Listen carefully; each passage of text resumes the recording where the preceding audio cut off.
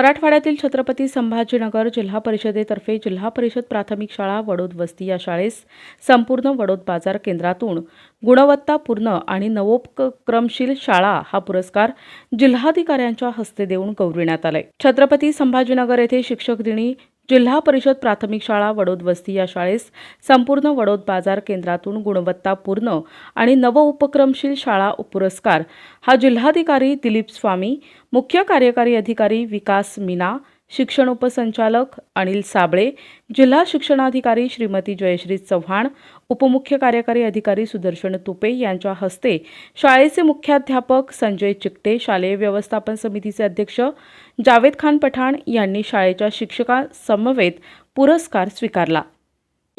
जिल्हा परिषद प्राथमिक शाळा वडोद वस्ती केंद्र वडोद बाजार तालुका फुलंब्री या शाळेचा मुख्याध्यापक असून नुकताच शिक्षक दिनी काल छत्रपती संभाजीनगर जिल्हा परिषदेतर्फे माननीय जिल्हाधिकारी, मुख्य कार्यकारी अधिकारी व शिक्षणाधिकारी मॅडम यांच्या हस्ते आमच्या शाळेस गुणवत्तापूर्ण व नवोपक्रमशील शाळा म्हणून पुरस्कार प्रदान करण्यात आला।